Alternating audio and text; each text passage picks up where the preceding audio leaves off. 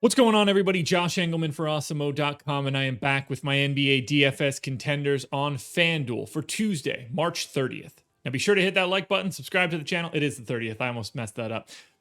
Be sure to hit the like button, subscribe to the channel, hit the notification bell so you know when this and all of our other content goes live. Follow me on Twitter at Josh Engleman so you can get updates to these sim results as we get closer to lock. And finally, let me know in the comment section who is your favorite and least favorite of my contenders for today's slate. It's only 4 games. It's going to be a weird one. We're rounding out the bottom of my top 10 with Miles Bridges, Trae Young, Paul George, if he plays, Devontae Graham, and Tobias Harris. Who will be my favorites? My top 5 plays for today?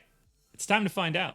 First up at number 5, I'm going to Jamal Murray. He's point guard eligible, just 7K, projected for 35.5. The goal is 46.5. He's in the optimal lineup 35% of the time. I have him as basically a 1 fantasy point per minute guy. This is a slight pace up spot. They gain 2 possessions over their average, and that's a lot for a 4-game slate. You got to take your edges where you can find them. 35 minutes, 24% usage, 21 points, 5 assists, 4 rebounds, doing a little bit of everything there, but scoring is where you're going to get there. And guys in Jamal Murray's style, the ball-dominant guards, they do pretty well against Philly, and especially when Joel Embiid is not anchoring the paint. So I really like getting to Murray here. 7K, not a problem. To me, he could blow this price tag out of the water 12% of the time he hits that GPP goal. That seems pretty good to me. Less than or more frequently than 1 in 10. I'll take my chances. Staying in the same game and the same position, number 4, Ben Simmons, point guard eligible, 7,900, projected for 41. The goal is 50. He's in the optimal lineup 40% of the time. So we're even taking a step ahead of Jamal Murray. He's going the whole way. 36 minutes, 1.15 fantasy points per minute. Now for Philly, this is a pace down spot. They lose 2 possessions in this game. But we know what we're getting out of Ben Simmons, or at least we hope we do. A little bit of everything. Sometimes it's a lot of bit of everything, and sometimes it's not. 16.5 points, 8.5 assists, 7 rebounds. That's a great base. 2.5 stocks as well. The points will carry everything. You know that Simmons is going to get rebounds and assists here. If he has a big scoring day, if he's aggressive, which he should be, because Nikola Jokic, while I love him, not a great defensive center. Ben Simmons should get to the rack today. If he does, if he shows that aggression, you're going to want to have Ben Simmons. And 40% of the time, he ends up in the optimal lineup. Next up at number 3, we're going to shooting guard, $8,800 Bradley Beal, if he plays. Sat out the front half of the back-to-back yesterday. Not entirely sure if he's going to be in, but if he is, that price tag is appealing. Projected for 45, the goal is 53. That puts him in the optimal lineup 44% of the time. It's a pace-neutral matchup against Charlotte, but a good matchup nonetheless. 1.26 fantasy points per minute, 36 minutes. Monster usage, 31 points, almost 5 boards, almost 5 assists, but you got to get there with scoring. And if Bradley Beal is in, I expect him to score against Charlotte. Devontae Graham, not good defensively. Terry Rozier, good defensively, but it's going to leave one of Russ or Beal to be in pretty good shape. Malik Monk, certainly not good defensively. So it's a pretty nice spot for Bradley Beal. We just have to hope that he's a little bit healthier than he was yesterday. $8,800 for Bradley Beal. That's a price you can't ignore on FanDuel.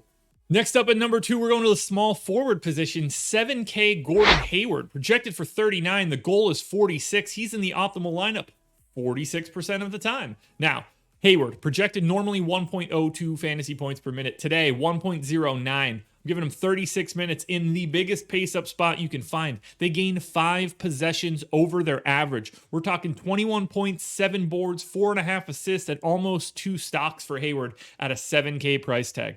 This feels like the safest spot to me, the best combination of upside and price on the slate. We're going a bit lower for value on the next one, or at least I think we are. I can't remember who's number 1 on FanDuel and DK right now. It's going to be a surprise for me when I get there. But for right now, Gordon Hayward, small forward 7K against the Wizards on a back-to-back, no less. I love it. It doesn't get much better than this. But before we get to that number 1 contender, one last reminder to hit the like button, subscribe to the channel, hit the notification bell so you know when everything goes live. Then head to Twitter, at Josh Engleman is how you can find me so you can get the updates to these sim results. And then finally, get into this comment section. Let me know who your favorite and least favorite contenders are. And if I have missed someone in this top 10, let me know who I'm missing. And the number one contender today, power forward eligible, $5,600 PJ Washington, projected for 32.5. The goal is 41.5. He's in the optimal lineup 53% of the time. Now, the power forward spot is kind of barren on FanDuel today, so that's why we're seeing a lot of PJ Washington. 32 minutes, 1.02 fantasy points per minute. The massive pace-up spot is huge here. 5 additional possessions. We're talking about giving PJ Washington like an extra 2.5 fantasy points. That takes him from 30 to call it 32.6. That's big. That's pretty important as far as I'm concerned. So, in that sense, that's why he ends up in the optimal lineup more than a coin flip. He's basically neutral from a usage perspective. That's 19%.